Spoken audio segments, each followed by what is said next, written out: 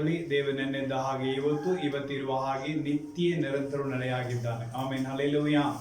ನಮ್ಮಲ್ಲಿ ಸಮಯದಲ್ಲಿ ನಿಮ್ಮೆಲ್ಲರನ್ನು ಸಂಧಿಸಲಿಕ್ಕೆ ದೇವರು ಕೊಟ್ಟಿದ್ದ ಕೃಪೆಗಾಗಿ ದೇವರಿಗೆ ಸ್ತೋತ್ರವು. ಈ ದಿನಕ್ಕೆ ಬೇಕಾಗಿರುವಂಥ ಒಂದು ವಾಕ್ಯವನ್ನು ನಾವು ಓದಿಕೊಳ್ಳೋಣ. ಮತ್ತಾಯನ ಬರೆದಂಥ ಗಾಸ್ಪಲ್ 14ನೇ ಅಧ್ಯಾಯ, ಮ್ಯಾಥ್ಯೂ ಚಾಪ್ಟರ್ 14 ವರ್ಡ್ಸ್ ಫ್ರಮ್ 22ನೇ ವಚನಗಳಿಂದ ವಾಕ್ಯಗಳನ್ನು ಓದಿಕೊಳ್ಳೋಣ. ಕೂಡಲೇ ಯೇಸು ತಾನು ಜನಸಮೂಹಗಳನ್ನು ಕಳುಹಿಸಿ ಬಿಡುವಷ್ಟರೊಳಗಾಗಿ ತನ್ನ ಶಿಷ್ಯರು ದೋಣಿಯನ್ನು ಹತ್ತಿ ತನಗಿಂತ ಮುಂಚೆ ಆಚೆ ದಡಕ್ಕೆ ಹೋಗಬೇಕೆಂದು ಅವರನ್ನು ಒತ್ತಾಯ ಮಾಡಿದನು. ಆತನು ಜನಸಮೂಹಗಳನ್ನು ಕಳುಹಿಸಿದ ಮೇಲೆ ಪ್ರಾರ್ಥನೆ ಮಾಡಲು ಏಕಾಂತವಾಗಿ ಗುಡ್ಡದ ಮೇಲೆ ಹೋದನು. ಸಾಯಂಕಾಲವಾದಾಗ ಆತನೊಬ್ಬನೇ ಅಲ್ಲಿ ಇದ್ದನು. ಆಗ ದೋಣಿಯು ಸಮುದ್ರದ ಮಧ್ಯದಲ್ಲಿದ್ದು ತೆರೆಗಳಿಂದ ಬಡಿಯಲ್ಪಡುತ್ತಿತ್ತು, ಯಾಕೆಂದರೆ ಗಾಳಿಯು ಎದುರಾಗಿತ್ತು. 4ನೆಯ ಜಾವದಲ್ಲಿ ಯೇಸು ಸಮುದ್ರದ ಮೇಲೆ ನಡೆಯುತ್ತಾ ಅವರ ಬಳಿಗೆ ಹೋದನು. ಆತನು ಸಮುದ್ರದ ಮೇಲೆ ನಡೆಯುವುದನ್ನು ಶಿಷ್ಯರು ನೋಡಿ ಕಳವಳಪಟ್ಟು ಇದು ಭೂತ ಎಂದು ಭೀತಿಯಿಂದ ಕೂಗಿಕೊಂಡನು. ಆದರೆ ಯೇಸು ತಕ್ಷಣವೇ ಮಾತನಾಡಿ ಅವರಿಗೆ, ಧೈರ್ಯವಾಗಿರಿ, ನಾನೇ, ಭಯಪಡಬೇಡಿರಿ ಅಂದನು. ಆಗ ಪೇತ್ರನು ಪ್ರತ್ಯುತ್ತರವಾಗಿ ಆತನಿಗೆ, ಕರ್ತನೇ, ನೀನೇ ಆಗಿದ್ದರೆ ನೀರಿನ ಮೇಲೆ ನಡೆದು ನಿನ್ನ ಬಳಿಗೆ ಬರಲು ನನಗೆ ಅಪ್ಪಣೆ ಕೊಡು ಅಂದನು. ಅದಕ್ಕಾತನು, ಬಾ ಅಂದನು. ಆಗ ಪೇತ್ರನು ದೋಣಿಯಿಂದ ಇಳಿದು ಯೇಸುವಿನ ಬಳಿಗೆ ಹೋಗುವುದಕ್ಕಾಗಿ ನೀರಿನ ಮೇಲೆ ನಡೆದನು. ಆದರೆ ಬಲವಾದ ಗಾಳಿಯನ್ನು ನೋಡಿದಾಗ ಆತನು ಭಯಪಟ್ಟು ಮುಳುಗುತ್ತಾ, ಕರ್ತನೇ, ನನ್ನನ್ನು ರಕ್ಷಿಸು ಎಂದು ಕೂಗಿ ಹೇಳಿದನು. ತಕ್ಷಣವೇ ಯೇಸು ತನ್ನ ಕೈಯನ್ನು ಚಾಚಿ ಅವನನ್ನು ಹಿಡಿದು, ಓ ಅಲ್ಪ ವಿಶ್ವಾಸಿಯೇ, ನೀನು ಯಾಕೆ ಸಂದೇಹಪಟ್ಟೆ ಎಂದು ಅವನಿಗೆ ಹೇಳಿದನು. ಅವರು ದೋಣಿಯೊಳಗೆ ಬಂದಾಗ ಗಾಳಿ ನಿಂತು ಹೋಯಿತು. ದೋಣಿಯಲ್ಲಿದ್ದವರು ಆತನ ಬಳಿಗೆ ಬಂದು ಆತನನ್ನು ಆರಾಧಿಸಿ, ನಿಜವಾಗಿಯೂ ನೀನು ದೇವರ ಕುಮಾರನೇ ಎಂದು ಹೇಳಿದರು. ಅವರು ದಾಟಿ ಗೆನೆಜರೆತ್ ಸೀಮೆಗೆ ಬಂದರು. ಆಗ ಅಲ್ಲಿದ್ದ ಜನರು ಆತನ ಗುರುತು ಹಿಡಿದು ಸುತ್ತಮುತ್ತಲಿನ ಸೀಮೆಗೆಲ್ಲ ಹೇಳಿ ಕಳುಹಿಸಿ ರೋಗಿಗಳನ್ನೆಲ್ಲ ಆತನ ಬಳಿಗೆ ತಂದರು. ಅವರು ಆತನ ಉಡುಪಿನ ಅಂಚನ್ನಾದರೂ ಮುಟ್ಟುವಂತೆ ಆತನನ್ನು ಬೇಡಿಕೊಂಡರು. ಯಾರು ಮುಟ್ಟಿದರೋ ಅವರು ಸಂಪೂರ್ಣವಾಗಿ ಸ್ವಸ್ಥರಾದರು. ದೇವರ ಪರಿಶುದ್ಧವಾದ ನಾಮಕ್ಕೆ ಸ್ತೋತ್ರವಾಗಲಿ. ಈ ಒಂದು ವಾಕ್ಯದ ಭಾಗವು ನಮಗೆ ತುಂಬಾ ಪರಿಚಯ ಆಗಿರುವಂತಹ ಒಂದು ವಾಕ್ಯ. ಅಂದ್ರೆ ಇಡೀ ಒಂದು ಪ್ರಪಂಚದಲ್ಲಿಯೂ ತುಂಬಾ ಉತ್ತಮವಾದ ರೀತಿಯಲ್ಲಿ ಹರಡದಂತ ಒಂದು ವಾಕ್ಯ ಅಂತ ಈ ಒಂದು ವಾಕ್ಯವನ್ನು ನೋಡ್ಬೋದು. ಯಾಕಂದ್ರೆ ಯೇಸು ಸ್ವಾಮಿ ನೀರಿನ ಮೇಲೆ ನಡೆದ, ಅವನ ಶಿಷ್ಯರಾಗಿರುವಂತ ಪೇತ್ರನು ಸಹ ಏನ್ ಮಾಡಿದ, ನೀರಿನ ಮೇಲೆ ನಡೆದ ಎಂಬುದಾಗಿ ನಾವು ನೋಡ್ತಾ ಇದ್ದೇವೆ. ಆಮೇಲೆ ಹಲ್ಲೆಲೂಯಾ. ಸೊ ಈ ಒಂದು ವಾಕ್ಯದ ಒಂದು ಅರ್ಥ, ಹಿನ್ನೆಲೆ ಅಥವಾ ಏನು ಅಂತ ಸ್ವಲ್ಪ ಆಳವಾಗಿ ನಾವೇನ್ ಮಾಡೋಣ, ಇವತ್ತು ಇದನ್ನ ಧ್ಯಾನ ಮಾಡಿಕೊಳ್ಳೋಣ. ಈ ಒಂದು ಅದ್ಭುತ ಯಾವಾಗ ನಡೆಯುತ್ತೆ ಅಂದ್ರೆ, ಆ ಒಂದು ರೊಟ್ಟಿ ಮೀನನ್ನ ಹಂಚಿ ಆ ಒಂದು ಉಪದೇಶ ಮುಗಿದ ಮೇಲೆ ಊಟ ಮಾಡಿದ ನಂತರ 5,000 ಜನ ಊಟ ಮಾಡ್ತಾರಲ್ಲ, ಆ ಊಟ ಮಾಡಿದ ನಂತರ ಆಗುವಂತ ಒಂದು ಘಟನೆಯಾಗಿ ಈ ಒಂದು ಘಟನೆ ಇದೆ. ಆಲ್ರೆಡಿ ಒಂದು ಮಿರಾಕಲ್ ಡನ್ ಅಂದ್ರೆ ಒಂದು ಅದ್ಭುತ ಆಗಿದೆ. ಅದ್ಭುತ ಆದ ಮೇಲೆ ನಡೆಯುವಂತ ಇನ್ನೊಂದು ಕಾರ್ಯ, ಒಂದು ಇನ್ಸಿಡೆಂಟ್. ಅಂದ್ರೆ ಬೈಬಲ್ ನಲ್ಲಿ ಇರೋದು ಯಾವುದು ಸ್ಟೋರಿ ಅಲ್ಲ, ಕತೆ ಅಲ್ಲ, ಇದೆಲ್ಲ ಆದಂತ ಒಂದು ಘಟನೆಗಳು. ಸೊ ಆದ ಕಾರಣ ನಾವು ಇದನ್ನು ಓದುವಾಗ this is the one of the history ಅಥವಾ ಇನ್ಸಿಡೆಂಟ್ ಅಂತೇನೆ ನಾವೇನ್ ಮಾಡಬೇಕು, ಕನ್ಸಿಡರ್ ಮಾಡಿಕೊಂಡು ನಾವು ಓದಬೇಕು. ಅಂದ್ರೆ ಮಾತ್ರ ಇದು ನಮಗೆ ತುಂಬಾ ಆಳವಾಗಿ ಅರ್ಥವಾಗುವುದು. ಸೊ ಈ ಒಂದು ಅದ್ಭುತಗಳನ್ನ ಮಾಡಿದ ಮೇಲೆ ಯೇಸು ಕ್ರಿಸ್ತನು ಆ ಒಂದು ಬೆಟ್ಟದಲ್ಲಿ 5,000 ಪುರುಷರುಗಳಿಗೆ ಒಂದು ರೊಟ್ಟಿಯನ್ನು ಮೀನನ್ನು ಹಂಚಿಕೊಟ್ಟಿದ ಮೇಲೆ, ಸೊ ಅಲ್ಲಿಂದ ದೇವರು ಏನ್ ಮಾಡ್ತಾ ಇದ್ದಾನೆ, ತಮ್ಮ ಶಿಷ್ಯರುಗಳನ್ನ ವೇಗವಾಗಿ, ಅಲ್ಲಿ ವಾಕ್ಯ ಹೇಳ್ತಾ ಇದೆ, ವೇಗವಾಗಿ ಅವ್ರನ್ನ ಏನ್ ಮಾಡ್ತಾ ಇದ್ದಾನೆ, ಆಚೆ ಕಡೆ ಇರುವ ದಂಡಿಗೆ ಹೋಗ್ರಿ ಎಂಬುದಾಗಿ ದೇವರು ಕಳಿಸ್ತಾ ಇದ್ದಾನೆ. ಸೊ ಆ ಒಂದು ಸಮುದ್ರ, ಯಾವ ಸಮುದ್ರ ಅಂತ ನೋಡೋದಾದ್ರೆ ಅದು ಗಲಿಲೆಯದಲ್ಲಿರುವಂತ ಒಂದು ಸಮುದ್ರ ಎಂಬುದಾಗಿ ನೋಡುತ್ತೇವೆ. ಅದು ಸಮುದ್ರ ಅಲ್ಲ, ಅದು ಒಂದು ಕೆರೆ ಎಂಬುದಾಗಿ ನೋಡುವುದು. ದೊಡ್ಡ ಕೆರೆ ಅದು. ಯಾಕಂದ್ರೆ ಸಮುದ್ರ ಅನ್ನೋದು ಅಷ್ಟು ಸುಲಭವಾಗಿ ಒಂದು ದಂಡಿನಿಂದ ಇನ್ನೊಂದು ದಂಡಿಗೆ ಏನ್ ಮಾಡೋಕೆ ಹಿಂಗಾಗಲ್ಲ, ಕ್ರಾಸ್ ಮಾಡ್ಲಿಕ್ಕೆ ಆಗೋದಿಲ್ಲ. ಸೊ ಆದ್ರೆ ಇದನ್ನ ಅಪೋಸಿಟ್ ಡೈರೆಕ್ಷನ್ ಅಲ್ಲಿ ಇರುವಂತ ಒಂದು ಊರಿಗೆ ಹೋಗಿ ಸೇರ್ಬೇಕಂದ್ರೆ ಅಷ್ಟು ದೊಡ್ಡ ಒಂದು ಲೇಕ್, ಅಂದ್ರೆ ಅದು ಲೇಕ್ ಅಂದ್ರೆ ಏನಾದ್ರು ದೊಡ್ಡ ಒಂದು ಸಮುದ್ರ ಕೆರೆಯಾಗಿ ಕನ್ಸಿಡರ್ ಆಗ್ತಾ ಇದೆ. ಸೊ ಆದ ಕಾರಣ ಇವರು ಈ ಒಂದು ಬೆಟ್ಟದಲ್ಲಿ ಹೋಗಿ ಹತ್ತುಕೊಂಡು ಏನ್ ಮಾಡ್ತಾ ಇದ್ದಾರೆ, ನಾನು ಪ್ರಾರ್ಥನೆ ಮಾಡ್ತೇನೆ, ನೀವು ಆಚೆ ಕಡೆ ಹೋಗ್ರಿ ಎಂಬುದಾಗಿ ದೇವರು ಏನ್ ಮಾಡ್ಬಿಟ್ರು, ಕಳಿಸಿಬಿಟ್ರು. ಆಮೇನ್, ಹಲ್ಲೆಲೂಯಾ. ಸೊ ಕಳಿಸಿದ ಮೇಲೆ ದೇವರು ಅಲ್ಲಿ ಮಧ್ಯದಲ್ಲಿ ಬಂದು ನಾವು ನೋಡೋದನ್ನ ನಾವು ಕಾಣ್ತಾ ಇದ್ದೇವೆ. ವಾಕ್ಯದಲ್ಲಿ ಚೆನ್ನಾಗಿ ಅರ್ಥ ಆಗ್ತಾ ಇದೆ. ತುರಿದ ಪಡ್ತಿನಾರ್ 22 ವಚನದಲ್ಲಿ ಇದೆ ಅಲ್ಲ. ಕೂಡಲೇ ಯೇಸು ತಾನು ಜನಸಮೂಹಗಳನ್ನು ಕಳುಹಿಸಿ ಬಿಡುವಿಸಲೊಳಗಾಗಿ ತನ್ನ ಶಿಷ್ಯರು ದೋಣಿಯನ್ನು ಹತ್ತಿ ತನಗಿಂತ ಮುಂಚೆ ಆಚೆ ದಡಕ್ಕೆ ಹೋಗಬೇಕೆಂದು ಅವರನ್ನು ಒತ್ತಾಯ ಮಾಡಿದರು. ಅರ್ಥ ಆಯ್ತಲ್ಲ? ಸೊ ಒತ್ತಾಯ ಮಾಡ್ತಾ ಇದ್ದಾನೆ ಈ ಸ್ವಾಮಿ. ನೀವು ಎಲ್ಲರೂ ಊಟ ಮಾಡಿದ ನಂತರ ತಕ್ಷಣನೇ ದೇವರು ಏನ್ ಮಾಡಿದ್ರಂತೆ, ನಡ್ರಿ ನಡ್ರಿ ನಡ್ರಿ ನಡ್ರಿ, ಬೇಗ ಬೇಗ ಹೋಗ್ರಿ, ಅಲ್ಲಿ ಹೋಗ್ರಿ, ಏನ್ ಬೇಡ ಆಚೆ ದಡಕ್ಕೆ ಹೋಗ್ರಿ, ಬೇಗ ಹೋಗ್ರಿ ಅಂತ ಹೇಳಿ ದೇವರು ಏನ್ ಮಾಡಿದ್ರಂತೆ, ಒತ್ತಾಯ ಮಾಡ್ತಾ ಇರೋದನ್ನು ನೋಡುತ್ತಾ ಇದ್ದೇವೆ. ಅಲ್ಲೆಲ್ಲೂಯ್ಯ. ಸಮ್ ಟೈಮ್ಸ್ ನಮ್ಮ ಜೀವಿತದಲ್ಲಿ ಕೂಡ ದೇವರು ಏನ್ ಮಾಡ್ತಾನೆ, ಕೆಲವೊಂದು ವಿಷಯಗಳನ್ನ ಒತ್ತಾಯಪೂರ್ವಕವಾಗಿ ಮಾಡಿಸ್ಲೇಬೇಕಂತ ನಿಂದಿರ್ತಾನೆ. ಒಬ್ಬೊಬ್ಬರಿಗೆ ಸೇವೆ ಮಾಡ್ಲಿಕ್ಕೆ ಇಷ್ಟ ಇರೋದಿಲ್ಲ, ದೇವರು ಒತ್ತಾಯ ಮಾಡಿ ಏನ್ ಮಾಡ್ತಾನೆ, ಸೇವೆಗೆ ನಡೆಸಿರ್ತಾನೆ. ಕೆಲವೊಬ್ಬರಿಗೆ ಏನಾಗೋದಿಲ್ಲ, ಯಾವುದೇ ಒಂದು ಇಂಟ್ರೆಸ್ಟ್ ಇರೋದಿಲ್ಲ, ಆದ್ರೆ ಆ ಒಂದು ವಿಷಯದಲ್ಲಿ ಒತ್ತಾಯ ಮಾಡ್ತಾನೆ ಇರ್ತಾನೆ. ಒತ್ತಾಯ ಮಾಡ್ತಾನೆ ಅಂದ್ರೆ ಏನೋ ಒಂದು ವಿಷಯ ಅದರಲ್ಲಿ ಅಡಗಿದೆ, ಅಡಕವಾಗಿದೆ ಅನ್ನೋದು ನಾವು ತಿಳಿದುಕೊಳ್ಳಬೇಕು. ಅಲ್ಲೆಲ್ಲೂಯ್ಯ. ಈ ಒತ್ತಾಯ ಅಂದ್ರೆ ಆಗಿನ ಕಾಲದಲ್ಲಿ ಯೇಸು ಇದನ್ನ ಏನ್ ಮಾಡಿದ್ರು, ಒತ್ತಾಯ ಮಾಡಿದ್ರು. ಆದ್ರೆ ಈಗಿನ ಕಾಲದಲ್ಲಿ ಅನೇಕ ವಾಕ್ಯಗಳ ಮುಖಾಂತರವಾಗಿ, ಸೇವಕರ ಮುಖಾಂತರವಾಗಿ, ಕನಸುಗಳ ಮುಖಾಂತರವಾಗಿ, ಪ್ರವಾದಿಗಳ ಮುಖಾಂತರವಾಗಿ ದೇವರು ಏನ್ ಮಾಡ್ತಾ ಇರ್ತಾನೆ, ಕೆಲವೊಂದು ವಿಷಯವನ್ನ ಅಗೇನ್ ಏನ್ ಮಾಡ್ತಾ ಇರ್ತಾನೆ, ಒತ್ತಾಯ ಮಾಡ್ತಾನೆ ಇರ್ತಾನೆ, ಫೋರ್ಸ್ ಮಾಡ್ತಾನೆ ಇರ್ತಾನೆ. ನೀನ್ ಮಾಡಬೇಕು, ನೀನ್ ಅಧಿಕಾರ ಕರೆಯಲ್ಪಟ್ಟಿದ್ದಿ, ನಿನ್ನಲ್ಲಿ ಇದೆ, ನೀನ್ ತಗೊಂಡ್ ಬಾ, ನಿನ್ನಿಂದ ಹೊರಗೆ ಬರ್ಲಿ ಅಂತ ಹೇಳಿ ದೇವರು ಏನ್ ಮಾಡ್ತಾ ಇರ್ತಾನೆ, ಒತ್ತಾಯ ಮಾಡ್ತಾನೆ ಇರ್ತಾನೆ. ಅಲ್ಲೆಲ್ಲೂಯ್ಯ. ಸೊ ಅದೇ ಪ್ರಕಾರ ಯೇಸು ಸ್ವಾಮಿ ತನ್ನ ಶಿಷ್ಯರುಗಳಿಗೆ ಆಚೆ ದಂಡೆಗೆ ಹೋಗ್ರಿ ಅಂತ ಹೇಳಿ ಏನ್ ಮಾಡ್ತಾ ಇದ್ದಾನೆ, ಒತ್ತಾಯ ಮಾಡ್ತಾ ಇದ್ದಾನೆ. ತಾನು ಹೋಗ್ತಾ ಇಲ್ಲ, ಅಲ್ಲಿ ವಾಕ್ಯ ಅರ್ಥ ಮಾಡ್ಕೊಂಡು ತಾನು ಬರ್ತಾ ಇಲ್ಲ, ನೀವು ಹೋಗ್ರಿ ಅಂತ ಹೇಳಿ ಏನ್ ಮಾಡ್ತಾ ಇದ್ದಾನೆ, ಒತ್ತಾಯ ಮಾಡ್ತಾ ಇರ್ತಾನೆ. ಕೆಲವೊಂದು ಕಡೆಗಳಿಗೆ ದೇವರು ಬರ್ಲಿಕ್ಕೆ ಆಗುವುದಿಲ್ಲ. ದೇವರು ತನ್ನ ಮಕ್ಕಳನ್ನ ಏನ್ ಮಾಡ್ತಾನೆ, ಒತ್ತಾಯಪೂರ್ವಕವಾಗಿ ಕಳಿಸಿಕೊಡುತ್ತಾನೆ. ಕಾರಣ ಏನಂದ್ರೆ, ಆ ಒಂದು ಒತ್ತಾಯ ಮಾಡ್ಲಿಕ್ಕೆ ಉದ್ದೇಶ ಏನು ಅನ್ನೋದು ನಾವೇನ್ ಮಾಡ್ಬೇಕು, ಅರ್ಥ ಮಾಡಿಕೊಳ್ಳಬೇಕು. ಆಮೇಲೆ ಯಾಕಂದ್ರೆ ಮೋಶೆಗೆ ಕೂಡ ದೇವರಿಗೆ ಒತ್ತಾಯನೇ ಮಾಡುತ್ತಿದ್ರು. ಮೋಶೆಯ ವಿಷಯದಲ್ಲಿ ನೋಡೋದಾದ್ರೆ, ದೇವರ ಮುಳ್ಳಿನ ಗಿಡ ಹತ್ರ ಬರೋದನ್ನು ನೋಡಿ ಅವನನ್ನು ದೇವರು ಏನ್ ಮಾಡಿದ್ರು, ಕರೆದ್ರು, ಆಶೀರ್ವಾದ ಮಾಡಿದ್ರು. ಆಮೇಲೆ ಅವನಿಗೆ ಅನೇಕ ವಿಷಯಗಳನ್ನು ತಿಳಿಯಪಡಿಸಿದ ಮೇಲೆ ದೇವರು ಏನ್ ಮಾಡಿದ್ರು, ನೀನು ಹೋಗು, ನಾನು ನಿನ್ನ ಸಂಗಡ ಇರ್ತೀನಿ, ನಿನಗೆ ಮಾಡ್ತೀನಿ ಅಂತ ಹೇಳುವಾಗಲೂ ಅವನೇನ್ ಮಾಡ್ತಾನೆ, ಬ್ಯಾಕ್ ಹೊಡಿತಾನೆ ಇರ್ತಾನೆ. ಇಲ್ಲ, ನನಗಾಗೋಂಗಿಲ್ಲ, ಸೊ ನನಗೆ ಮಾತೇ ಬರೋದಿಲ್ಲ, ಹಂಗಂತ ಮಾತಾಡುವಾಗ ದೇವರು ಅಗೇನ್ ಏನ್ ಮಾಡ್ತಾನೆ ಇದ್ರು, ಅವನಿಗೆ ದೇವರಿಗೆ ಕೋಪ ಬರುವ ಮಟ್ಟಿಗೆ ಅವನು ಬ್ಯಾಕ್ ಹೊಡೆದಿದ್ದಾನೆ. ಸೊ ದೇವರು ಹೇಳ್ತಾ ಇದ್ದಾನೆ, ನೀನೇ ಹೋಗ್ಬೇಕು.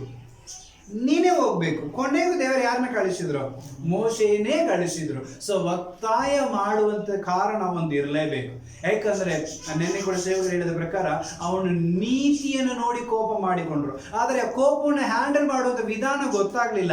ಮತ್ತೆ ಅವನನ್ನು ಸರಿಪಡಿಸೋದಕ್ಕಾಗಿ ದೇವರು ಮತ್ತೆ ಅವನ್ನ ಕರ್ಕೊಂಡು ಬರ್ತಾ ಇದ್ದಾರೆ. ಅಲ್ಲೆಲ್ಲೂ. ಯಾಕಂದ್ರೆ ಅವನಿಗೆ ಕೋಪ ಮಾಡಿಕೊಳ್ಳುವಂತ ಸಂದರ್ಭಗಳು ಅದಕ್ಕಿಂತಲೂ ಜಾಸ್ತಿ ಫರೋಹನ ಮುಂದೆ ಇತ್ತು.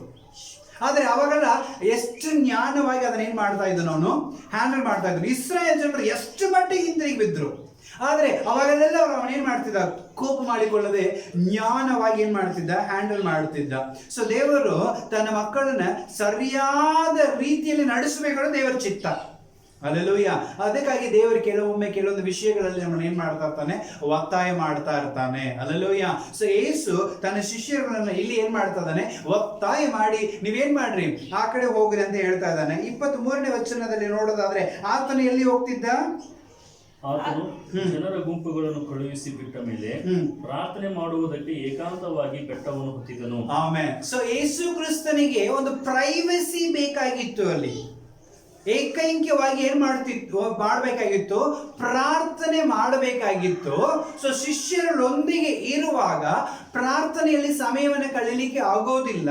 ಯಾಕಂದ್ರೆ any times they are asking doubts, ಅಥವಾ ಮಹತ್ವಗಳು, ಅಥವಾ ಯಾವುದೋ ಒಂದು ಇನ್ಸಿಡೆಂಟ್ಗಳು, ಅಥವಾ ಈ ವಾಕ್ಯಗಳು, ಇದನ್ನೇ ಕೇಳಲಿಕ್ಕೆ ಅವ್ರು ಏನ್ ಮಾಡ್ತಿದ್ರು, ಇಷ್ಟಪಡ್ತಿದ್ರು. ಹಾಗಾಗಿ ದೇವರಿಗೆ ಅಲ್ಲೊಂದು ಪ್ರೈವಸಿ ಬೇಕಾಗಿತ್ತು. ದೇವರೊಂದಿಗೆ ಸಂಭಾಷಣೆ ಮಾಡಲಿಕ್ಕೆ, ಪ್ರಾರ್ಥನೆ ಮಾಡಲಿಕ್ಕೆ ಯೇಸು ಸ್ವಾಮಿಗೆ ಒಂದು ಪ್ರೈವಸಿ ಬೇಕಾಗಿತ್ತು. ಸೊ ಅಷ್ಟು ನಂಬಿ ಬಂದ ಜನರನ್ನ ಏನ್ ಮಾಡಕ್ ಆಗೋದಿಲ್ಲ, ಬಿಟ್ಟು ಮರೆಯಾಗಿ ಹೋಗ್ಲಿಕ್ಕೆ ಬರೋಂಗಿಲ್ಲ. ಯೇಸು ಸ್ವಾಮಿಗೆ ಅಂತ ಪವರ್ ಇದು, ಒಪ್ಕೊಳ್ತೀವಿ ತಾನೆ. ಯೇಸು ಸ್ವಾಮಿಗೆ ಹೈಡ್ ಆಗಿ ಹೋಗುವಂತ ಒಂದು ಪವರ್ ಇದೆ. ಅಂದಮೇಲೆ ಆತನು ಸಡನ್ಲಿ ಹೈಡ್ ಆಗಿ ಹೋಗ್ಬಿಡ್ಬೋದಾಯ್ತು. ಆದರೆ ದೇವರಿಗೆ ನಂಬಿ ಬಂದವನ್ನ ಬಿಟ್ಟು ಹೋಗ್ಲಿಕ್ಕೆ ಮನಸ್ಸಿಲ್ಲ. ಆದ ಕಾರಣ ಅವರಿಗೆ ಏನ್ ಮಾಡ್ತಾ ಇದ್ದಾರೆ, ಸ್ವಲ್ಪ ಒತ್ತಾಯ ಮಾಡಿ ಆಚೆಗಡೆ ದಂಡಿಗೆ ಹೋಗ್ರಿ, ಐ ವಿಲ್ ಬ್ಯಾಕ್, ನಾನು ತಿರುಗಿ ಏನ್ ಮಾಡ್ತೀನಿ, ನಾನು ಬರ್ತೀನಿ, ನೀವು ಏನ್ ಮಾಡ್ರಿ, ಈ ಸತ್ತೆಗೆ ಹೋಗ್ರಿ. ಯಾಕಂದ್ರೆ ನಾನು ಪ್ರಾರ್ಥನೆಗೆ ಹೋಗಬೇಕು. ದೇವರು ಪ್ರಾರ್ಥನೆಗೆ ತುಂಬಾ ಸಮಯ ಕೊಡ್ತಿದ್ರು, ವ್ಯಾಲ್ಯೂ ಕೊಡ್ತಿದ್ರು, ಇಂಪಾರ್ಟೆನ್ಸ್ ಕೊಡ್ತಿದ್ರು ಎಂಬುದಾಗಿ ಇಲ್ಲಿ ನಮಗೆ ಗೊತ್ತಾಗ್ತಾ ಇದೆ. ಹಲ್ಲೆಲೂಯಾ. ಸೊ ಎರಡನೇದಾಗಿ ನಾವು ನೋಡೋದಾದ್ರೆ, ನಾವು ಯಾರಿಗೆ ಇಂಪಾರ್ಟೆನ್ಸ್ ಕೊಡ್ತಾ ಇದ್ದೇವೆ. ಸಮ್ಟೈಮ್ಸ್ ದೇವರ ಮಕ್ಕಳಾಗಿದ್ರು ನಮ್ಮ ಪ್ರಾರ್ಥನೆಗೆ ಅಡ್ಡಿಪಡಿಸ್ತಾರೆ ಅಂದ್ರೆ ಅವ್ರನ್ನೇನ್ ಮಾಡ್ಬೋದಂತೆ, ನಾವು ಒತ್ತಾಯ ಮಾಡಿ ಅವ್ರನ್ನ ಕಳಿಸಿ ನಮ್ಮ ಪ್ರಾರ್ಥನಾ ಸಮಯವನ್ನು ಪ್ರಾರ್ಥನೆ ಕೊಡಬೇಕು ಅನ್ನೋದನ್ನ ದೇವ್ರು ಎರಡನೇದಾಗಿ ತೋರಿಸ್ತಾ ಇದ್ದಾರೆ. ಅಲ್ಲೆಲ್ಲೂಯ್ಯ. ಸಮ್ಟೈಮ್ಸ್ ಬಿಡು, ಸೇವಕರ ತಾನೇ ಬಂದಿದ್ದಾರೆ, ನಮ್ಮ ಪ್ರಾರ್ಥನೆ ಟೈಮ್ ಹಾಲಾದ್ರೂ ಪರವಾಗಿಲ್ಲ, ಸೇವಕರೊಂದಿಗೆ ಟೈಮ್ ಕಳೀತೀವಲ್ಲ, ಆದ್ರೆ ಸೇವಕರೊಂದಿಗೆ ಕೂತ್ಕೊಂಡು ನೀನ್ ಪ್ರಾರ್ಥನಾ ಸಮಯವನ್ನ ಪ್ರಾರ್ಥನೆಗಾಗಿ ಕಳೆದರೆ ಒಳ್ಳೇದು. ಇಲ್ಲ ಅವ್ರ ಹತ್ರ ಕ್ಲಿಯರ್ ಆಗಿ, ಪಾಸ್ಟರ್ ನಮ್ಮ ಪ್ರೇಯರ್ ಟೈಮ್ ಬಂದ್ಬಿಟ್ರಿ, ಬರ್ರಿ ಪ್ರೇಯರ್ ಮಾಡೋಣ, ನಮ್ಮ ವಾಕ್ಯಗಳನ್ನೇ ಹೇಳ್ರಿ, ಪ್ರಾರ್ಥನೆ ಮಾಡೋಣ ಅಂದ್ರೆ ಅದು ಪ್ರಾರ್ಥನೆ ಸಮಯವನ್ನು ಪ್ರಾರ್ಥನೆಯಲ್ಲಿ ಸರಿಯಾಗಿ ನಡೆಸ್ತಾ ಇದೀವಿ. ಇಲ್ಲ ಪ್ರೇಯರ್ ಯಾವಾಗಲೂ ಮಾಡ್ತೀವಿ, ಬಿಡ್ರಿ ಈಗ ಸಮಯ ಸಿಕ್ಕಿದೆ ಮಾತಾಡ್ರಿ ಅಂತ ಹೇಳಿ ಕುತ್ಕೊಂಡು ಮಾತಾಡಿದ್ರೆ ನಾವು ಯಾರಿಗೆ ಇಂಪಾರ್ಟೆನ್ಸ್ ಕೊಡ್ತಾ ಇದೀವಿ ಅಂದ್ರೆ ಲೋಕದ ಮಾತುಗಳಿಗೆ ಹೆಚ್ಚಾಗಿ ಇಂಪಾರ್ಟೆನ್ಸ್ ಕೊಡ್ತೀವಿ. ದೇವರೊಂದಿಗೆ ಸಂಭಾಷಣೆ ಮಾಡ್ಲಿಕ್ಕೆ, ಪ್ರಾರ್ಥನೆ ಮಾಡ್ಲಿಕ್ಕೆ ಏನ್ ಮಾಡ್ತಾ ಇಲ್ಲ, ಅವಕಾಶ ಕೊಡ್ತಾ ಇಲ್ಲ. ಅದನ್ನ ದೇವರು ಎರಡನೇದಾಗಿ ನಮಗೆ ಏನ್ ಮಾಡ್ತಾ ಇದ್ದಾನೆ, ಜ್ಞಾಪಕ ಮಾಡ್ತಾ ಇದ್ದಾನೆ. ಅಲ್ಲೂಯ್ಯ. ಯಾರಾಗಿ ಬೇಕಂದ್ರೆ ಇರಲಿ, ಸೊ ನಮ್ಮ ಕುಟುಂಬದವರಾಗಿರಲಿ, ನಮ್ಮ ರಿಲೇಷನ್ಸ್ ಆಗಿರಲಿ, ನಮ್ಮ ಫ್ರೆಂಡ್ಸ್ ಆಗಿರಲಿ, ನಮ್ಮ ನೈಬರ್ಸ್ ಆಗಿರಲಿ, ನಮ್ಮ ಪ್ರಾರ್ಥನೆ ಪ್ರಾರ್ಥನೆಯನ್ನ ದೇವರಿಗಾಗಿ ಕೊಡಬೇಕಂದ್ರೆ ಯಾರಾಗಿದ್ರು ನಾವು ಅವ್ರನ್ನ ಡಿಸ್ಟೆನ್ಸ್ ನಲ್ಲಿ ಇಡಲೇಬೇಕು. ಇಲ್ಲಾಂದ್ರೆ ನಾವು ಆತ್ಮೀಕವಾಗಿ ಬೆಳಿಲಿಕ್ಕೆ ಸಾಧ್ಯತೆ ಇಲ್ಲ.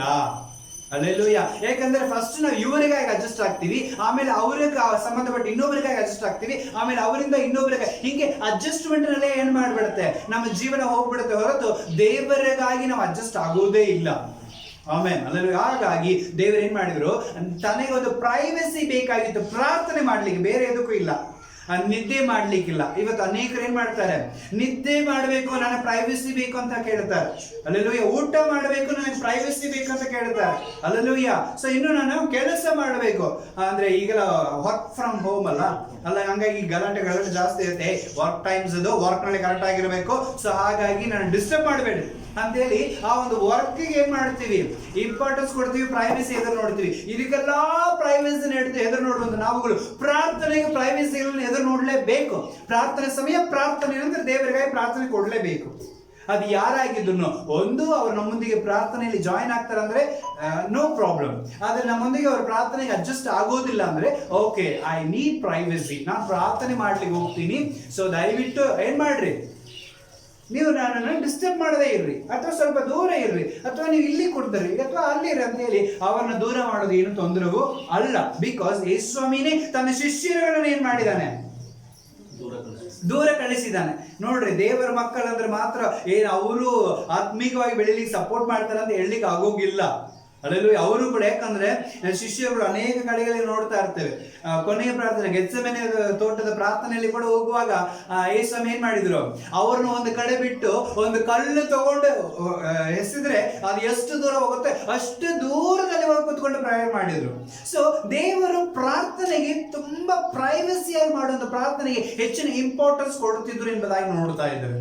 ಹಲ್ಲೆಲೂಯಾ. ಅದಕ್ಕೆ ಮತ್ತೆ 6ನೇ ಅಧ್ಯಾಯದಲ್ಲಿ ನೋಡೋದಾದ್ರೆ, ನಿಮ್ಮ ಮನೆಯ ಕೋಣೆಯಲ್ಲಿ ಹೋಗಿ ಬಾಗಿಲನ್ನು ಮುಚ್ಚಿಕೊಂಡು ಅಂತರಂಗದಲ್ಲಿರುವಂತ ನಿನ್ನ ತಂದೆಯಾದ ದೇವರಿಗೆ ನಿನ್ನನ್ನು ಮರೆ ಮಾಡದೆ ಪ್ರಾರ್ಥನೆ ಮಾಡು ಎಂಬುದಾಗಿ ದೇವರು ಹೇಳಿದ್ದಾನೆ.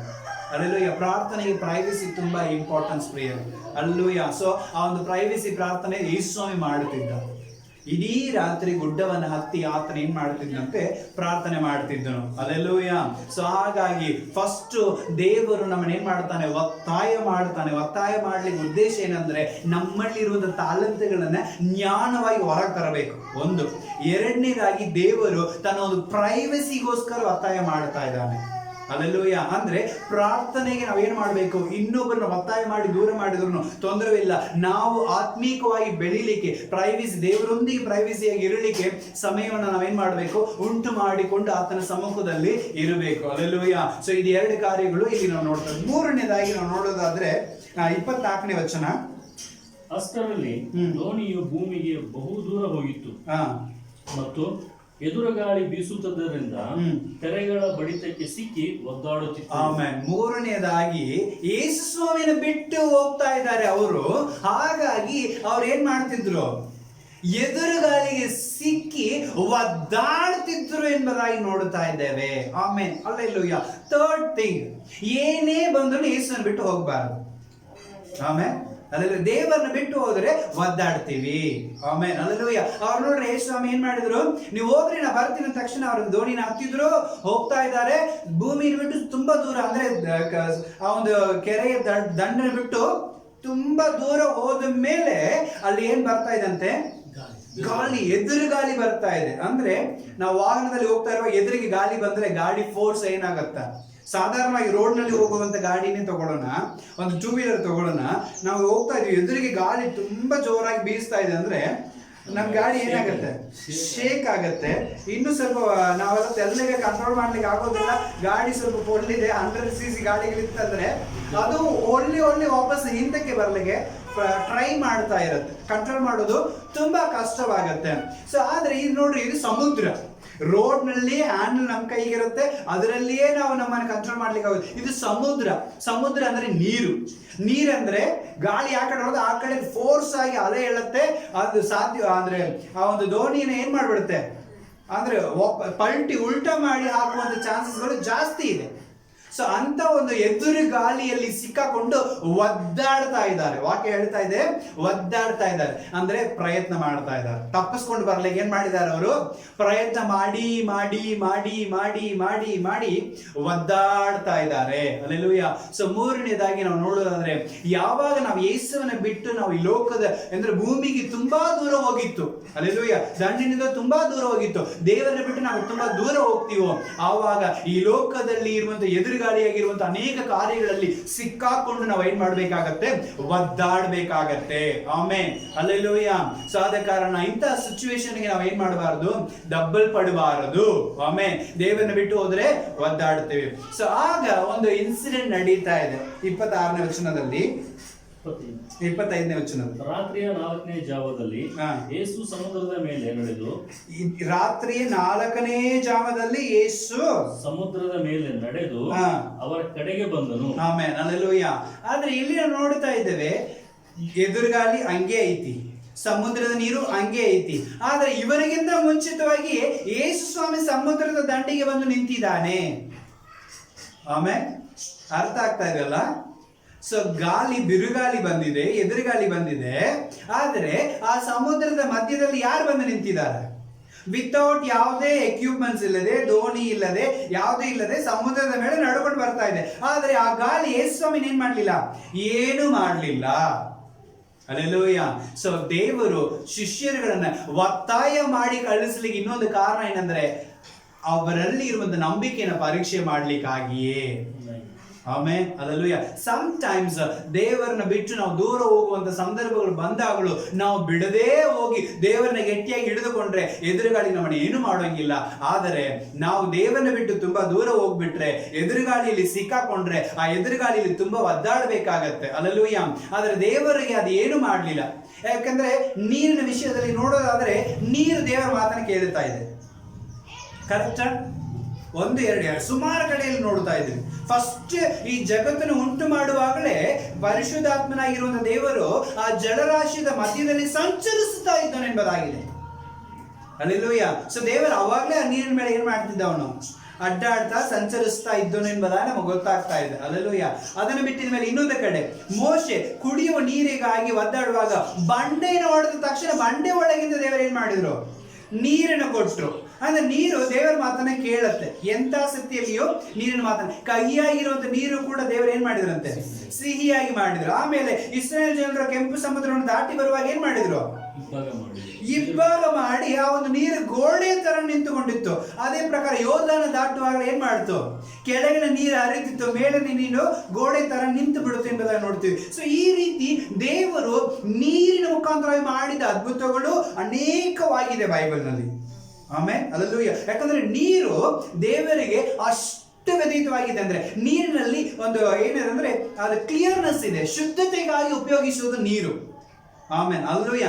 ಅದಕ್ಕೆ ದೀಕ್ಷಾಸ್ನಾನ ಕೊಡಕ್ಕೆ ಹೋಗುವಾಗಲೂ ನಾವು ಎದರಲ್ಲಿ ಕೊಡುತ್ತೇವೆ, ನೀರಿನಲ್ಲಿ ಕೊಡುತ್ತೇವೆ. ಬಿಕಾಸ್ ನಾನು ಪಾಪಕ್ಕೆ ಸಾಯ್ತೀನಿ, ನೀತಿಗೆ ಬದುಕ್ತೀನಿ ಅಂತ ಒಂದು ಗುರುತಿಗೆ ತಗೊಳ್ಳೋದು ದೀಕ್ಷಾಸ್ನಾನ. ಹಲ್ಲೆಲೂಯಾ. ಆ ದೀಕ್ಷಾಸ್ನಾನ ಕೂಡ ಎದರಲ್ಲಿ ತಗೊಳ್ತೀವಿ ನಾವು, ನೀರಿನಲ್ಲಿ. ಕಂಪ್ಲೀಟ್ ಆಗಿ ನೀರಿನಲ್ಲಿ ಮುಳುಗಿ ನಾವು ಹೇಳುತ್ತೀವಿ.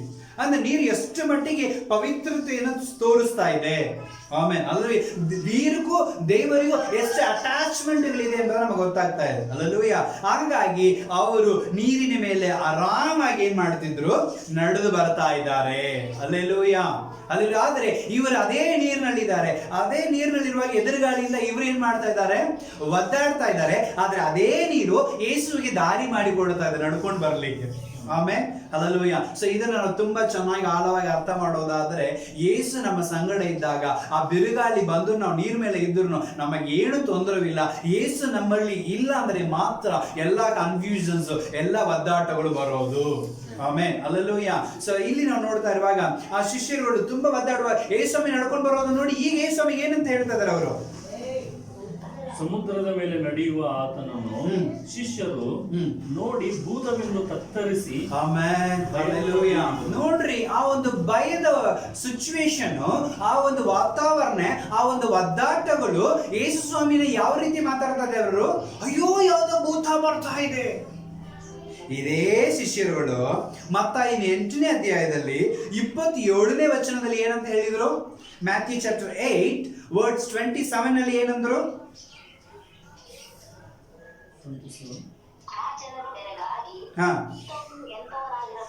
ಈತವನು ಎಂತವನಾಗಿರುವುದು,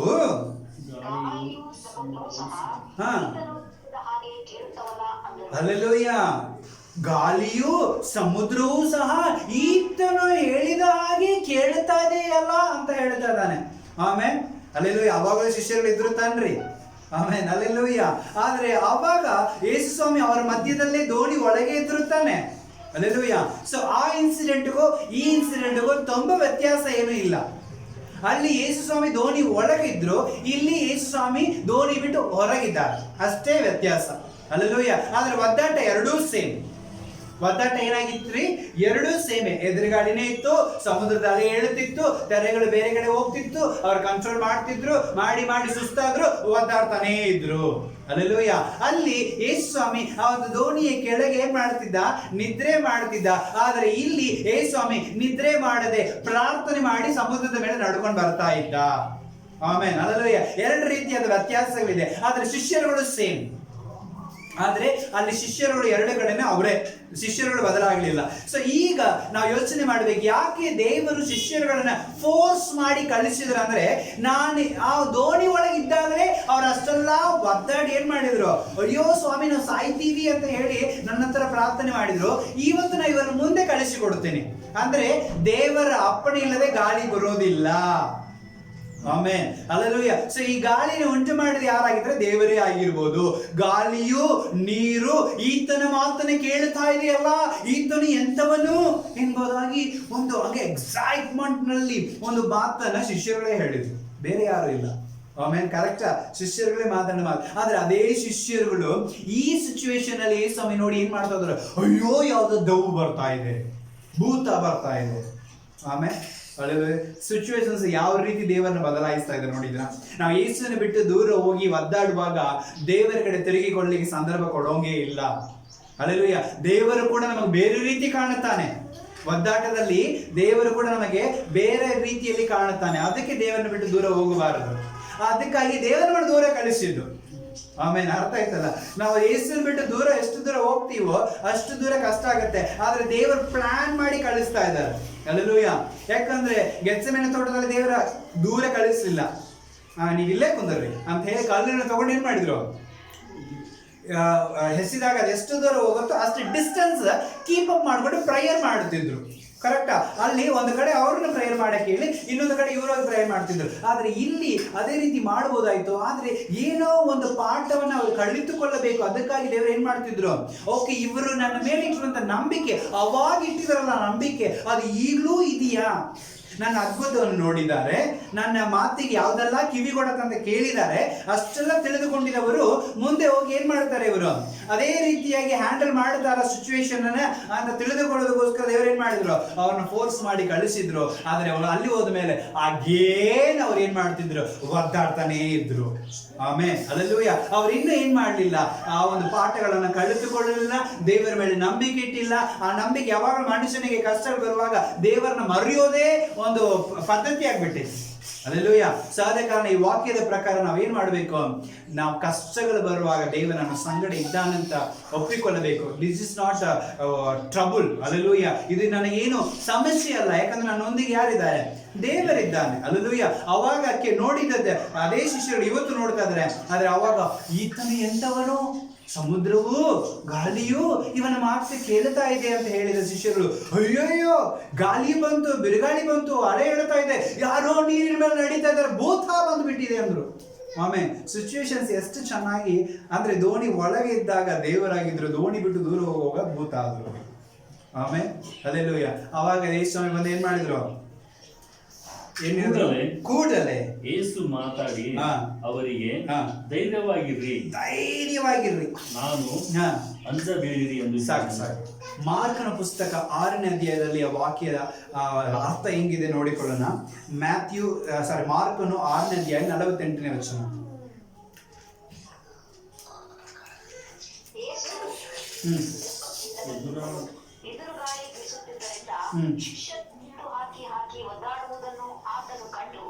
ಹೆಚ್ಚು ಕಡಿಮೆ ರಾತ್ರಿಯ 4ನೇ ಜಾವದಲ್ಲಿ ಸಮುದ್ರ ಬುದ್ಧಿಗೆ ನಡೆದು ಅವರ ಕಡೆಗೆ ಬಂದು ಅವರನ್ನು ಹೆಚ್ಚು ಕಡಿಮೆ 4ನೇ ಜಾಮ ಎಂಬುದಾಗಿದೆ. ಸೊ ತಮಿಳಿನಲ್ಲಿ ಹೆಂಗಿದೆ ಅಂದ್ರೆ ಎರ್ಲಿ ಮಾರ್ನಿಂಗ್. ಅಲ್ಲೆಲೂಯ. ತಮಿಳಿನಲ್ಲಿ ವಾಕ್ಯ ಹೆಂಗಿದೆ ಅಂದ್ರೆ ಇನ್ನೂ ನಸುಗಿದ್ದಾಗಲೇ ಎರ್ಲಿ ಮಾರ್ನಿಂಗ್. ಅಲ್ಲೆಲೂಯ. ಅಂದ್ರೆ ರಾತ್ರಿ ಅಂದ್ರೆ ಸಾಯಂಕಾಲ ಅವ್ರು ಏನ್ ಮಾಡಿದ್ರು, ದಂಡನ ಬಿಟ್ಟು ಬರ್ತಾ ಇದ್ರು. ಇನ್ನು ಎರ್ಲಿ ಮಾರ್ನಿಂಗ್ ಅಂತ ಇದೆ ಅಂದ್ರೆ ನಸುಗಿನಲ್ಲಿ ಏಸು ಅವರ ಹತ್ರ ಬಂದು ಸೇರಿದ್ರು. ಅಂದ್ರೆ ಎಷ್ಟು ತಾಸು ಅವರು ಒದ್ದಾಡಿದ್ರು ಅಂತ ಗೊತ್ತಿಲ್ಲ, ಎಷ್ಟು ತಾಸು ಅವರು ಹೋರಾಡಿದ್ರು ಅಂತ ಗೊತ್ತಿಲ್ಲ. ಆದ್ರೆ ಯೇಸು ಸ್ವಾಮಿ ಅವರ ಹತ್ರ ಬರುವಾಗ ಇನ್ನು ಬೆಳಕಾಗಲಿಕ್ಕೆ ಸ್ವಲ್ಪ ಹೊತ್ತುಗಳೇ ಇದೆ. ಎರ್ಲಿ ಮಾರ್ನಿಂಗ್ ಕರೆಕ್ಟ್ ಅಲ್ಲ, ನಸುಗಿನಲ್ಲಿಯೇ ದೇವರು ಏನ್ ಮಾಡಿದ್ರು, ಅಲ್ಲಿ ಬಂದಿದ್ರು ಎಂಬುದಾಗಿ ನಾವು ನೋಡುತ್ತಾ ಇದ್ದೇವೆ. ಅಲ್ಲೆಲೂಯ. ಸೊ ಅಂತ ಒಂದು ಸಿಚುವೇಶನ್ ಅಲ್ಲಿ ನೋಡೋದಾದ್ರೆ ಈಗ ಅಷ್ಟು ರಾತ್ರಿಯಲ್ಲಿಯೂ ಅಂದ್ರೆ ಮುಂಚಾನೆಯಲ್ಲಿ ಅವ್ರಿಗೆ ಏನ್ ಬರ್ತಾ ಇದೆ, ಭಯ ಬಂದಿದೆ. ಆಮೆನ್. ಹಲ್ಲೆಲೂಯ. ಸೊ ಅಂತ ಒಂದು ಸಮಯದಲ್ಲಿ ಯಾರು ಧ್ವನಿನ ಕೇಳ್ತಾ ಇದ್ದಾರೆ, ಯೇಸು ಸ್ವಾಮಿ ಧ್ವನಿನ ಕೇಳ್ತಾ ಇದ್ದಾರೆ, ಹೆದರಬೇಡ್ರಿ, ಅಂಜಬೇಡ್ರಿ. ಯಾರು? ಯೇಸು. ಆಮೇನ್. ನಾನೇ. ಅಂದ್ರೆ ನನಗೆ ಅನ್ನಿಸಿದ ಮಟ್ಟಿಗೆ ಅವ್ರ ಒದ್ದಾಟ ಅಲ್ಲ, ದೇವರು ದೂರ ನಿಂತು ನೋಡ್ಕೊಂಡೇ ಅವ್ರ ಜೊತೆ ನಡ್ಕೊಂಡು ಬರ್ತಾ ಇದ್ದಾನೆ. ಆಮೇಲೆ ದೇವರು ಅವ್ರನ್ನ ಬಿಟ್ಟು ಏನ್ ಮಾಡ್ಲಿಲ್ಲ, ಇವರೇ ದೇವರನ್ನ ಬಿಟ್ಟು ದೂರ ಹೋಗಿದ್ದಾರೆ ಹೊರತು ದೇವರು ಅವ್ರನ್ನ ಬಿಟ್ಟು ಏನ್ ಮಾಡ್ಲಿಲ್ರಿ, ದೂರ ಹೋಗ್ಲೇ ಇಲ್ಲ. ಅವರೊಂದಿಗೆ ಏನ್ ಮಾಡ್ತಾ ಇದ್ದಾರೆ, ನಡ್ಕೊಂಡು ಬರ್ತಾ ಇದ್ದಾರೆ. ಅದಕ್ಕೆ ಅವರಿಗೆ ತೊಂದರೆ ಮಾಡ್ತಾ ಇದೆ ಗಾಳಿಯು, ಆ ಒಂದು ನೀರು. ಆದ್ರೆ ಯೇಸು ಸ್ವಾಮಿಗೆ ಯಾವ್ದು ಏನ್ ಮಾಡ್ಲಿಲ್ಲ, ಅದು ತೊಂದರೆ ಮಾಡ್ತಾ ಇಲ್ಲ. ಯೇಸು ಸ್ವಾಮಿನೇ ಏನ್ ಮಾಡ್ತಾ ಇದ್ದಾನೆ, ಅದರೊಂದಿಗೆ ನಡ್ಕೊಂಡು ಬರ್ತಾ ಇದ್ದಾನೆ. ಆ ಒಂದು ಒದ್ದಾಟದಲ್ಲಿ ಯೇಸು ನಡ್ಕೊಂಡು ಬರೋದು ಅವ್ರಿಗೆ ಏನಾಗ್ತಾ ಇಲ್ಲ, ಕಾಣ್ತಾ ಇಲ್ಲ. ಎಲ್ಲಾ ಪ್ರಯತ್ನ ಮುಗಿದಿ ಎಲ್ಲ ಸೋತೋಗಿ ಟಯರ್ಡ್ ಆಗಿ ಆಗೋದಿಲ್ಲಪ್ಪ ಸ್ವಾಮಿ ಅಂತ ಹೇಳಿ ನಿಂತಿರುವಾಗ ನೋಡ್ತಾರೆ, ಯಾರಪ್ಪ ನೀರ್ಮಳಿ ಅವನು, ಅಯ್ಯೋ ಯಾರೋ ಬರಾಕತ್ತಾನಲ್ಲ ಅಂತ ಆಮೇಲೆ ನೋಡ್ತಾರೆ. ಆಮೇಲೆ ಸಮಸ್ಯೆಗಳು ತೊಂದರೆಗಳು ಬರುವಾಗ ನಾವು ಏನ್ ಮಾಡೋಂಗಿಲ್ಲ, ಆಚೆ ಈಚೆ ಯಾವುದನ್ನು ನೋಡೋಂಗಿಲ್ಲ. ನಮ್ಮ ಸಮಸ್ಯೆನೇ ಟಾರ್ಗೆಟ್ ಮಾಡ್ತಾ ಇರ್ತೀವಿ, ಎದುರುಗಾಡಿನೇ ಟಾರ್ಗೆಟ್ ಮಾಡ್ತಾ ಇದೀವಿ. ಹಾಗಾಗಿ ನಮ್ಮ ಹತ್ರ ಇರುವಂತ ಯೇಸು ನಮಗೆ ಕಾಣೋದೇ ಇಲ್ಲ. ಎಲ್ಲ ಮುಗಿದು ಹೋದ್ಮೇಲೆ ಟಯರ್ಡ್ ಆದ್ಮೇಲೆ ನಾವು ಕಾಣ್ತೀವಿ, ಮಬ್ಬಾಗಿ ಕಾಣ್ತೀವಲ್ಲ. ಸೊ ಆವಾಗ ದೇವರು ಕೂಡ ನಾವು ಬೇರೆ ತರನೇ ಕಾಣುತ್ತಾನೆ. ಆದ್ರೆ ದೇವರು ಹೇಳ್ತಾ ಇದ್ದಾನೆ, ಹೆದರಬೇಡ್ರಿ, ಅಂಜಬೇಡ್ರಿ, ನಾನೇ. ಆಮೇಲೆ ದೇವರು ಈ ಶಬ್ದಗಳು ನಾನು ತುಂಬಾ ನನಗೆ ಇಷ್ಟ. ನಾನೇ. ಯೋಹಾನ ಕೂಡ ಅನೇಕ ಕಡೆಗಳಲ್ಲಿ ಹೇಳ್ತಾ ಇದ್ದಾನೆ, ನಾನೇ ಎಂಬುದಾಗಿ ಸ್ವಾಮಿ ಹೇಳಿದ ಮಾತುಗಳು. ನಾನೇ ಅಂತ ಹೇಳುವಾಗ ನಮಗೇನೋ ಒಂದು ಆಧಾರನ ದೇವರು ಕೊಡ್ತಾ ಇದ್ದಾನೆ. ಅಂದ್ರೆ ನಾನು ಇದ್ದೀನಿ ಅನ್ನೋ ಫೀಲಿಂಗ್ಸ್ ಅನ್ನ ದೇವರಲ್ಲಿ ಏನ್ ಮಾಡ್ತಾ ಇದ್ದಾನೆ, ತೋರಿಸುವಂತದ್ದು ನಾವು ನೋಡ್ತಾ ಇದ್ದೇವೆ. ಅಲ್ಲೆಲೂಯ. ಸಾಧಕರ ದೇವರಲ್ಲಿ ಹೇಳ್ತಾ ಇದ್ದಾನೆ, ನಾನೇ, ಅಂಜಬೇಡ್ರಿ. ಆಗ್ಲೂ ನಮಗೆ ಗೊತ್ತಿದೆ ಅಲ್ಲ, ನಮ್ಮ ಒಂದು ಪೀಟರ್, ಅಲ್ಲೆಲೂಯ. ಸೊ ನಮ್ಮ ಪೇತ್ರ ಎಲ್ಲದರಲ್ಲಿಯೂ ಇಂಟ್ರೆಸ್ಟ್, ಆಸಕ್ತಿ, ದುಡುಕೋದು ಜಾಸ್ತಿ. ಅಲ್ಲೆಲೂಯ. ಎಲ್ಲದರಲ್ಲಿ ಮೊದಲಿರಬೇಕಂತ ಇಷ್ಟಪಡುವವನು. ಅಲ್ಲೆಲೂಯ. ಹಾಗಾಗಿ ಇದರಲ್ಲಿಯೂ ಸಹ ಮಾತನ್ನ ತರಿಸೋದು ಯಾರಂತ ನೋಡೋದಾದ್ರೆ ಪೇತ್ರನಾಗಿದ್ದಾನೆ. ಅಲ್ಲೆಲೂಯ.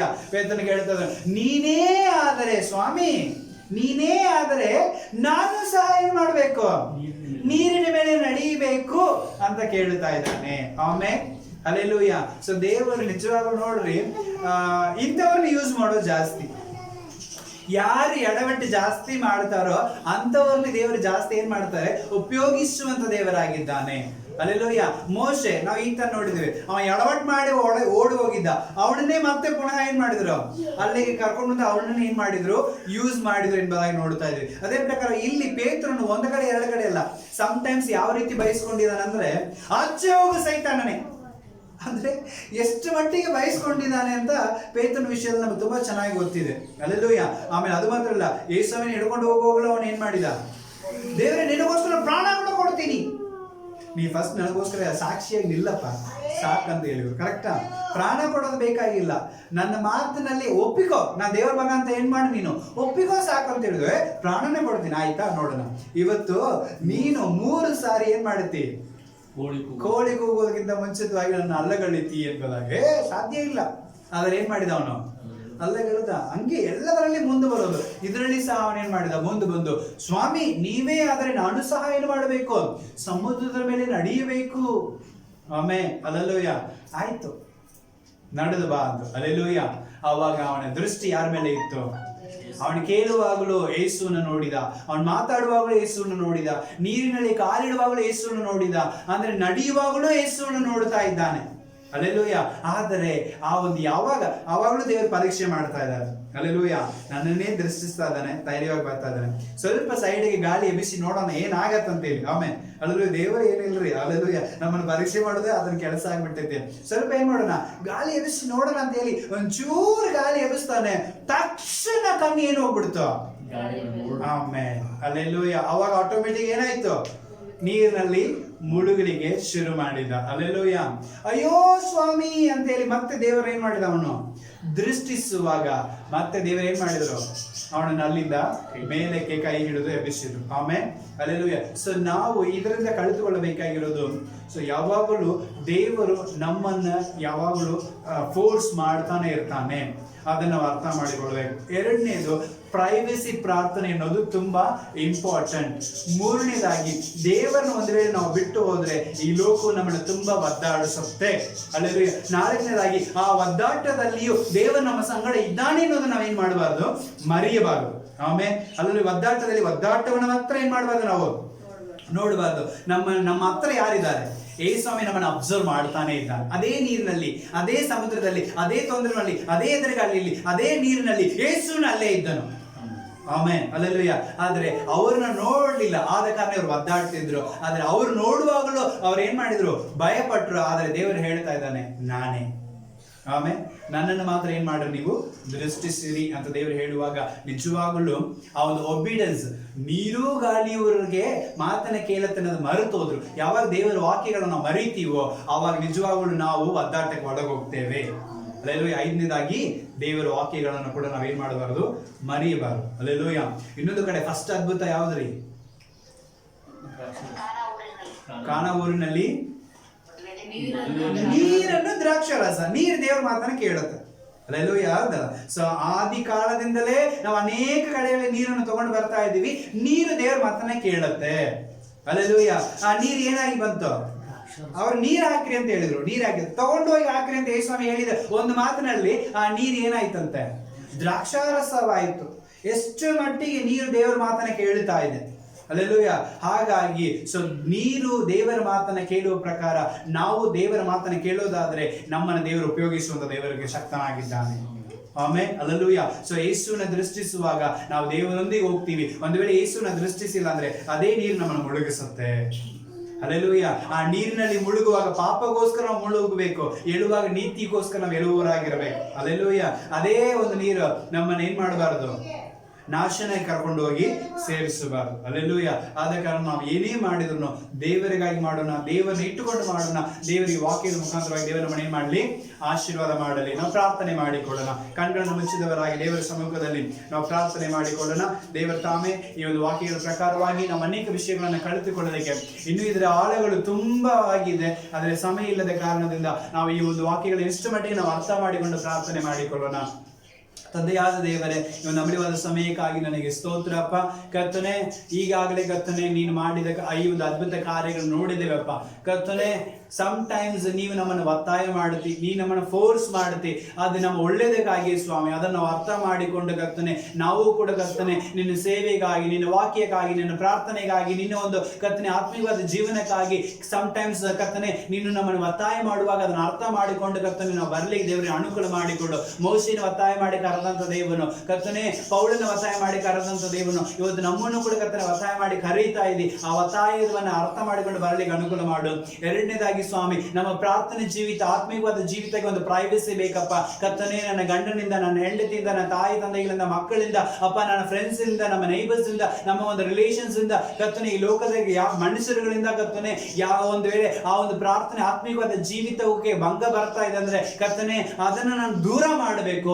ನಿನ್ನ ಒಂದು ಕರ್ತನೆ ಆತ್ಮೀಯವಾದ ಜೀವಿತಕ್ಕೆ ನಾನು ಪ್ರೈವಸಿನ ಕೊಡಬೇಕು ಸ್ವಾಮಿ. ಅದನ್ನು ಕಲಿತುಕೊಳ್ಳಿಕ್ಕೆ ಅನುಕೂಲ ಮಾಡಿಕೊಡು. ಮೂರನೇದಾಗಿ ಸ್ವಾಮಿ ಕರ್ತನೆ, ನಿಜವಾಗಲೂ ಒಂದು ವೇಳೆ ನಿನ್ನನ್ನು ಮರೆತು ನಿನ್ನನ್ನು ಬಿಟ್ಟು ನಾವು ದೂರ ಹೋಗೋದಾದ್ರೆ ಈ ಲೋಕದಲ್ಲಿ ಸಿಕ್ಕಾಕೊಂಡು ಒದ್ದಾಡುತ್ತೇವೆ. ಅಂತ ಸ್ಥಿತಿಗೆ ನಾವು ಹೋಗಬಾರದು. ನಿನ್ನನ್ನು ಎಲ್ಲಿ ಹೋದ್ರೂ ನಿನ್ನನ್ನು ನಾವು ಕರ್ಕೊಂಡೇ ಹೋಗಬೇಕು ಸ್ವಾಮಿ. ನಾಲ್ಕನೇದಾಗಿ ನಿನ್ನ ಮಾತನ್ನು ಒಂದು ವೇಳೆ ನಾವು ಮರೆಯೋದಾದರೆ ನಿಜವಾಗಲೂ ನಾವು ಕಷ್ಟಪಡುತ್ತೇವೆ. ನಿನ್ನ ಮಾತನ್ನು ಮರೆಯದೆ ಆ ಮಾತಿಗೆ ವಿಧೇಯರಾಗಿ ನಡೆಯಲಿಕ್ಕೆ ದೇವರ ಅನುಕೂಲ ಮಾಡು. ಐದನೇದಾಗಿ ನಿನ್ನನ್ನು ಮಾತ್ರ ಎಲ್ಲಾ ಸಂದರ್ಭದಲ್ಲಿ ದೃಷ್ಟಿಸಲಿಕ್ಕೆ ಅನುಕೂಲ ಮಾಡಿಕೊಡು. ಸುತ್ತಲೂ ಏನೇನು ನಡೆದ್ರು ನಮ್ಮ ದೃಷ್ಟಿ ನಿಮ್ಮ ಮೇಲೆ ಮಾತ್ರ ಇರಬೇಕಪ್ಪ. ಈಗಾಗಲೇ ಎಬ್ರೆಯ ಪುಸ್ತಕ 12ನೇ ಅಧ್ಯಾಯದಲ್ಲಿ 1ನೇ ವಚನದಲ್ಲಿ ಹೇಳಿರುವ ಪ್ರಕಾರ ನಂಬಿಕೆಯನ್ನು ಹುಟ್ಟಿಸುವವನು ಪೂರೈಸುವವನು ಆಗಿರುವಂತ ಯೇಸುವನ್ನೇ ದೃಷ್ಟಿಸಿ ನನಗೆ ನಿಮವಾಗಿರುವಂತಹ ಓಟದಲ್ಲಿ ನನ್ನ ನುಗ್ಗುವಂತ ಎಲ್ಲಾ ಪಾಪಗಳನ್ನು ತ್ಯಜಿಸಿ ಇಟ್ಟು ನಾನು ಓಡಬೇಕೆಂಬುದಾಗಿ ಹೇಳಿದ ಪ್ರಕಾರವಾಗಿ ನಾವು ಓಡಿ ನಿನ್ನ ಪಾದಕ್ಕೆ ಸೇರಲಿಕ್ಕೆ ಅನುಕೂಲ ಮಾಡು. ನೀನು ಆಶೀರ್ವದಿಸು, ಬಲಪಡಿಸು. ಸೇರಿ ಮಾಡಿದ ನಮ್ಮೆಲ್ಲಾ ಪ್ರಾರ್ಥನೆಗಳನ್ನು ಕೇಳಿದ್ದಕ್ಕಾಗಿ ಸ್ತೋತ್ರ. ಈ ವಾಕ್ಯವನ್ನು ಕೇಳಿದ ಪ್ರತಿಯೊಬ್ಬನ ಆಶೀರ್ವಾದ ಮಾಡಿದ್ದಕ್ಕಾಗಿ ಸ್ತೋತ್ರ. ಯೇಸು ಕ್ರಿಸ್ತನ ಮುದ್ದಾದ ನಾಮದಲ್ಲಿ ಪರಿಶುದ್ಧಾತ್ಮನೇ ನಿನ್ನ ಸಹಾಯದೊಂದಿಗೆ ಪ್ರಾರ್ಥನೆ ಬೇಡಿ ಹೊಂದುತ್ತಾ ಇದ್ದೇವೆ ನಮ್ಮ ಜೀವವುಳ್ಳ ಸ್ವರ್ಗೀಯ ತಂದೆಯಾದ ದೇವರೇ. ಆಮೆನ್. ಆಮೆನ್.